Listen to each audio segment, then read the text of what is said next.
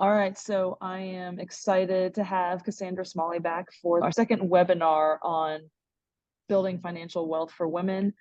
I know I have people hopping in and out throughout this call, so if you need to sneak on out or if you have any questions, feel free to drop them in the chat. That way Cassandra can get to them and we can make sure we get them answered for you if you have to leave.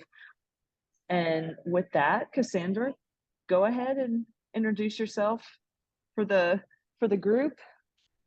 Thank you so much for welcoming me here today. It's a pleasure to be here with you all. And over my career, I really had an intimate view in one of our nation's most taboo topics, which is your wealth. So today we're going to talk about how to fast track your wealth to financial success. So I'm Cassandra Smalley. I hold the Certified Financial Planner and Chartered Financial Analyst designations.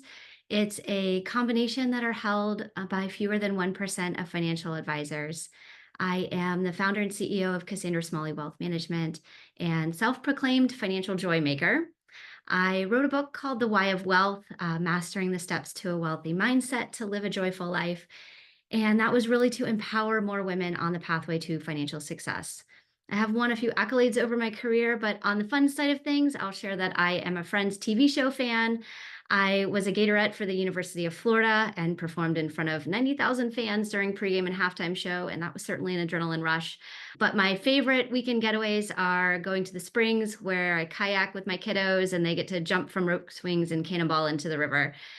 I have two girls, so all of my free time is devoted playing Mama Taxi and cheering them on in their many activities. And so on that topic, I really understand the importance of aligning our goals with what's most important to us. So from planning our crazy schedules to planning our financial future, I love to map it all out so I can squeeze in all the fun. And that goes from weeks to decades and decades to generations. So I have spent my career helping thousands of women and families like you take that leap from career life to living your retirement dream. Today, I want to give you the tools and practical tips that you need to get to that next level because I am on a mission to close the gender wealth gap, and you're going to help me do just that today by investing in yourself. So today we're going to talk about getting wealthy and staying wealthy, and you'll see a couple of examples of why those are different skill sets. We're going to talk about the 8 steps that everyone needs to establish financial security and put you on a pathway to success. And this is using that wealthy mindset approach that I talk about more in the book. And sprinkled throughout, I want to ensure that you walk away with a few practical tools and action steps that you can implement today to make sure your financial house is in order. So I want to share with you how to embrace those steps to a wealthy mindset. I spoke about mindfulness and wellness in our last session. So today we're going to talk about establishing financial security to help you fast track on that path to financial success. Now, I'm not going to cover each in detail, but there are resources, guides, and checklists I'll share that complement these steps I outline in The Why of Wealth, and that's at the end of this presentation. The book also has more action steps at the end of each chapter if you want to dive a little deeper. But in our session today in security, we're going to begin by building that financial foundation and learning how to prepare for unexpected events. The next level at success is where we're building our retirement plan and creating that lasting legacy, which will be our focus for the next session. And then at freedom, our focus is on living with purpose and creating that joyful life. So take a look at these familiar faces. What do all of these well-known individuals have in common? And if you're joining us live, I'd love you to type your answers in the chat if you have any guesses. But even though many of these individuals made multi-millions, some hundreds of millions of dollars, they all faced really bad spending decisions. Poor financial management. Some filed for bankruptcy, some multiple times. Some of these individuals experienced IRS raids of their properties, and the IRS seized their belongings. And some just had excessive debt. So it goes to show that getting wealthy and staying wealthy are different skill sets. So I want to share a quick story about how those are different. So I took a weekend vacation to visit the iconic Biltmore estate. And if you've been there before, stepping on the grounds will undoubtedly take your breath away. The opulence, the grandeur, the scale, the beauty. It's a 250-room chateau of architectural elegance, meticulously groomed botanical gardens, 8,000 acres of serene countryside overlooking the North Carolina mountains. The Biltmore estate was one of Vanderbilt's lavish homes during the Gilded Age. From libraries to banquet halls, had an indoor swimming pool and a bowling alley. Every room was a sight to see. So today we can enjoy the splendor as connoisseurs of history and art. But at the time, the Vanderbilts were known as some of the wealthiest family in America. They earned their fortune thanks to the booming railroad business. But despite owning $100 million, which was reported at Cornelius Vanderbilt, or commonly known as Commodore, at his passing in 1877. So let me say that again. He had $100 million in 1877. The temptation of the Gilded Age led to radical spending, and within a few generations, that family's wealth dissipated. With such a legacy, how is it possible to see family wealth rise and fall to such a degree? It's estimated that 70% of wealthy families lose their wealth by the second generation, and 90% lose it by the third. Unfortunately, for the heirs of the wealthy Vanderbilt name, that wealth lasted not much longer. And this story is so common from everyday families who pass on their homes and their savings to their heirs.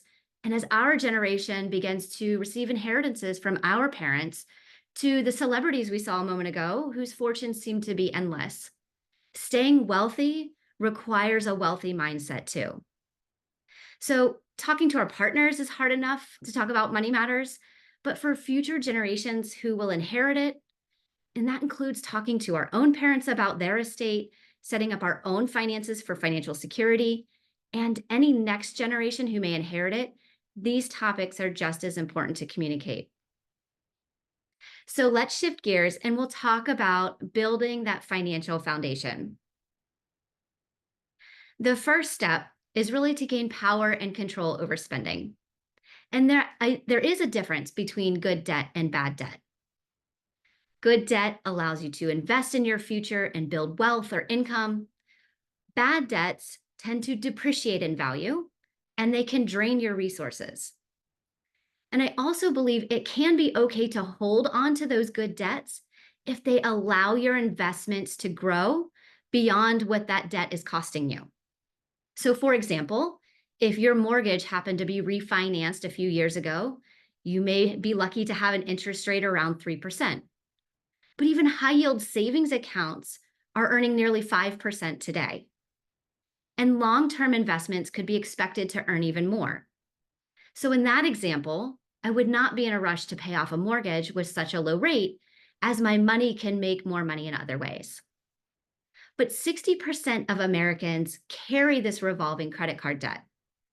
And I believe it's time we reverse this trend. The goal is to pay off that credit card debt in full each month, avoid those high interest rate charges that create financial burdens. But if you do have multiple debts, you want to prioritize paying those with the highest rate first. That's going to save the most in the long run and reduce the debt faster. But just like the celebrities we saw a moment ago who felt compelled to live up to that rich and famous lifestyle, if you can't afford to pay off the balance in full each month, then we need to get to the root of the spending. And this is commonly a form of lifestyle expansion or lifestyle creep that causes downward financial spirals. But credit cards, if they're used wisely, they can actually offer significant benefits, rewards points and cashback bonuses, but they should not be used to finance a lifestyle beyond your means. So responsible use of credit card involves making purchases that you can afford to pay off each month, and that ensures you reap the benefits without falling further into debt. But life always catches us off guard, right? So one day I was on my way to work and my power steering failed and I lost control of my car. I was less than a block from the interstate. I muscled the car to the side of the road, called for a tow truck and a ride home, but it was $1,000 in vehicle repairs. and a friendly reminder that unexpected expenses are going to happen. But life was not done throwing me curveballs just yet. The very next week, I dislocated my knee. Copays for doctor visits, an MRI, crutches, physical therapy 3 times a week, all set me back again. Now, luckily, these expenses were manageable because I had saved for unforeseen emergencies, but I completely understand it's no fun to watch your money get spent on auto repairs and, medical bills. But the whole point of maintaining funds in a reserve is that it affords you the ability to assume risk in your investment accounts. So I want to pause here for a moment because I think this is an important point. The whole point of maintaining funds in reserve is that it affords you to assume risk and the ability to take risk with your investment accounts for the future. When you have sufficient funds that cover life's what if moments, then you can invest your money for the long term. So should you lose your job, another could feasibly be secured in the next, let's say, 3 to 6 months. And you wouldn't need to tap into your retirement savings. Therefore, your investments can continue to grow. And you can use the cash in the rainy day fund for precisely that purpose, the emergency, and not have to worry about selling if the market's, up or down at the moment. You can avoid making the mistake that many make by, having to take a loan against the 401k plan. And you can really separate your resources into 2 broad strategies. The first in short-term emergency reserves held in high yield savings, held in money market funds, or maybe even CDs. And the second held in intermediate and long-term investments held in stocks and bonds. By dividing goals by their purpose, you've actually established your first strategy. Now, common guidelines about how much to have liquid really depends on income stability and your comfort with that. But if you're single or you have lumpy or commission-based income that's less predictable, you may want to hold up to 6 months of living expenses on hand. If you're a dual income household or feel really financially stable, then 3 months liquid cash may be sufficient. But consider other needs too. Do you need to replace the roof soon? Do you think the AC unit might go out? Do you have a vacation plan for next summer? Those are not part of the emergency fund, and they would all be added on top of that short-term reserve bucket. So your practical tip today is to calculate how many months worth of living expenses you have in reserve. What is the interest rate on all of your savings or checking accounts? How does that compare to high yield savings rates and money market rates today? Your emergency reserve fund should be separate from your daily checking account so that this money can earn a little bit more interest while it's sitting idle as your safety net. Now let's talk about time machines. Now, I'll admit it's probably not as cool as the DeLorean from Back to the Future, but this time machine we're going to talk about today still influences your present and future self. Most of our decisions are based on a combination of emotion and willpower. And delaying gratification to benefit our future self really requires us to test and build this willpower muscle. The most infamous example of testing this concept of delayed gratification, it first came from Walter Mischel's marshmallow test.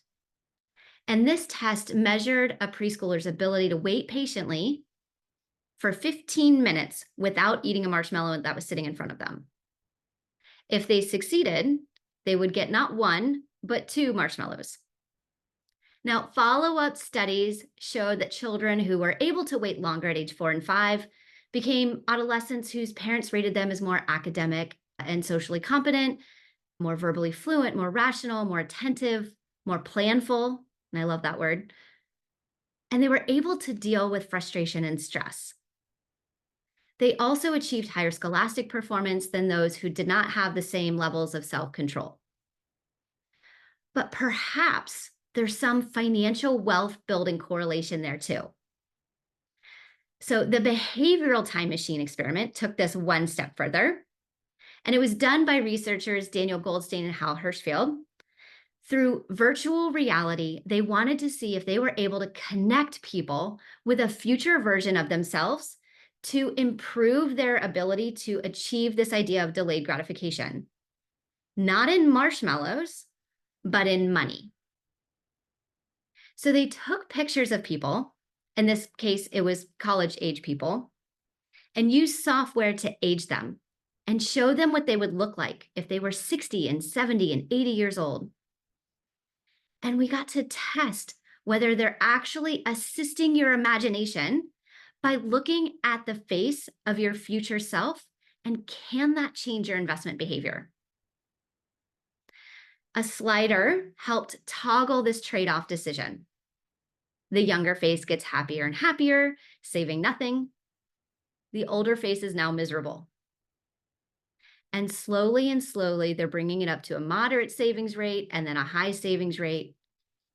The younger face is getting unhappy, but the older face is quite pleased with that decision. As one face smiles, the other frowns. And it wasn't telling them which way to move the slider. It was just reminding you that you are connected to and tied to this future self. But it's a balancing act though, right?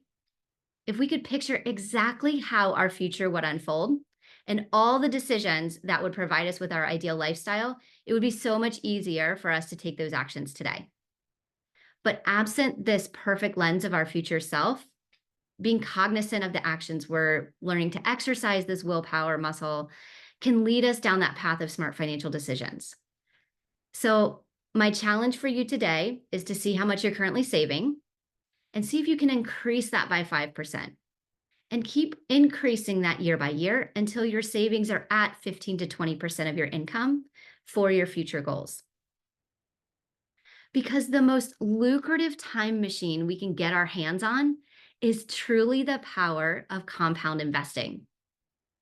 So take a look at the difference between saving just $200 a month starting at age 25 versus age 45. And you've all heard the saying, the best time to plant a tree was yesterday, the second best time is today. So even if you're starting later, it doesn't mean you shouldn't start at all. It only means that you'll likely need to play a little catch up, or you might have less room for mistakes. And this is where, if you're not speaking with a professional to guide you through those complex financial decisions, it may be beneficial to have that professional opinion to see how you can make that biggest impact. It's so much easier to reach your financial goals when you have time on your side. But remember what we talked about in the last session. Investing is simple.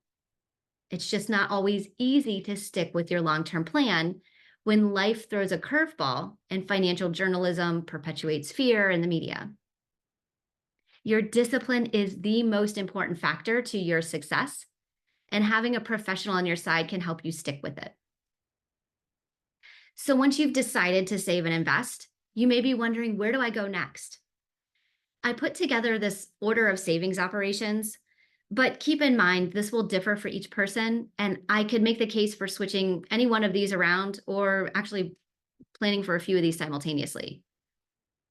But generally speaking, you want to start by building that emergency fund, take advantage of employer matching programs, and paying off that high interest rate credit card debt. Then we want to fund a health savings account if you have access to it. Health savings accounts are triple tax exempt and the most tax advantageous account there is. Maximizing your retirement savings options come next, like Roth IRAs or investing in taxable accounts.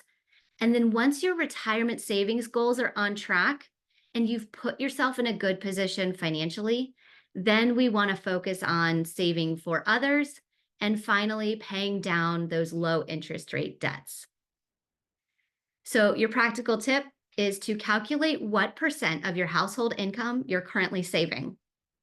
And I challenge you to increase it to 15 to 20% of your income to save for your future.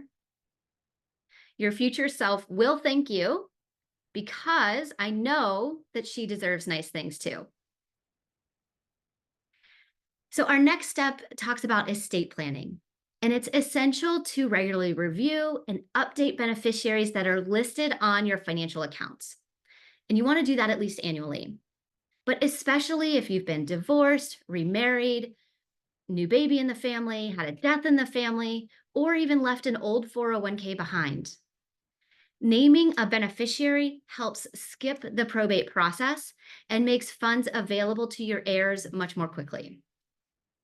Having a basic estate plan in place is crucial for managing those affairs, but also for protecting your loved ones.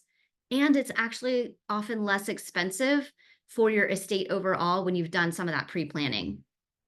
So just a couple definitions here. A will outlines how your assets would be distributed after your death, but it also names guardians for your minor children, which is super important if you have little ones.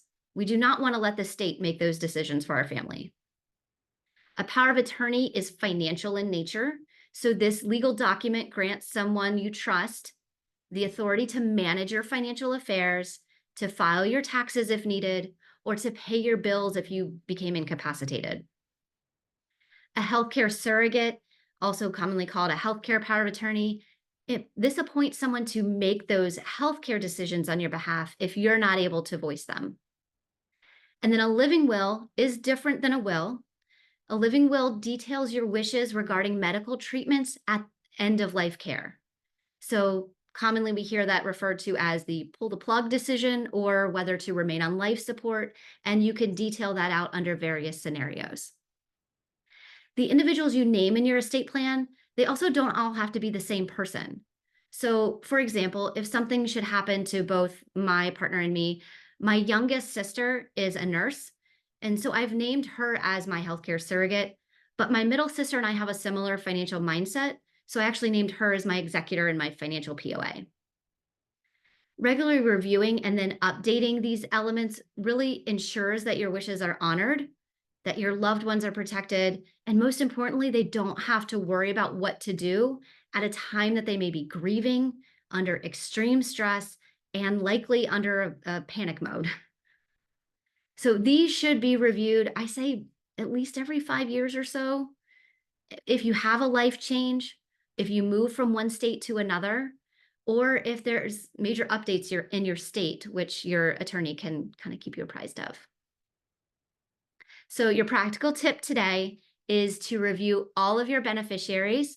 You want to have both primary and contingent on all of your bank accounts, your investment accounts, any life insurance policies, and that includes looking at your employer benefits. And if you have an old 401k plan you may have left behind, you want to check there too.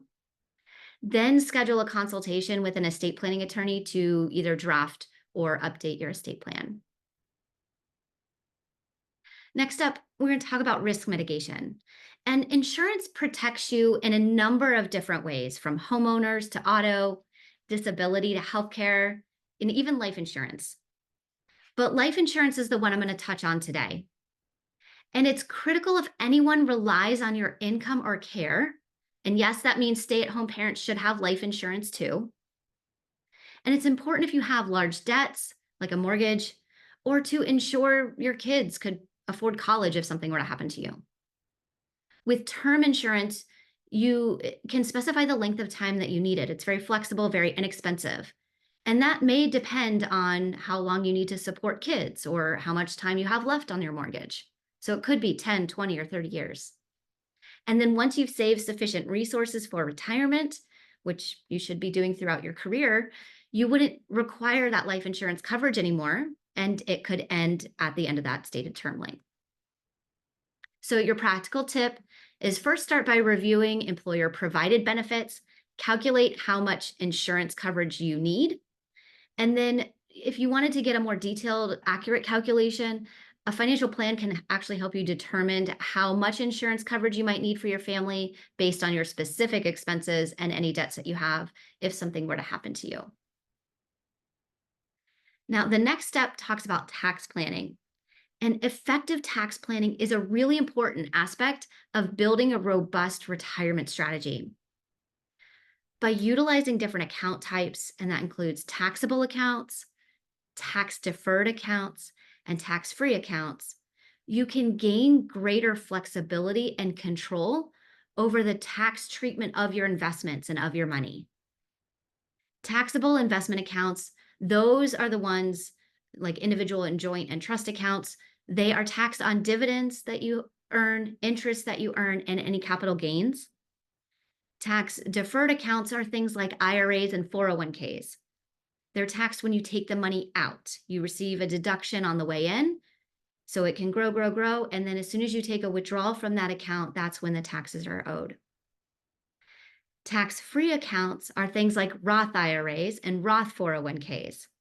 You paid the taxes already before the money went into that bucket. And so long as you meet the holding period requirement, it can grow as large as possible. And as soon as you take the money out, there is not another dollar worth of taxes owed. HSAs, which I mentioned a bit earlier, those are triple tax exempt and one of the best investment vehicles to save for future medical expenses, which we'll all have when we are in our retirement years.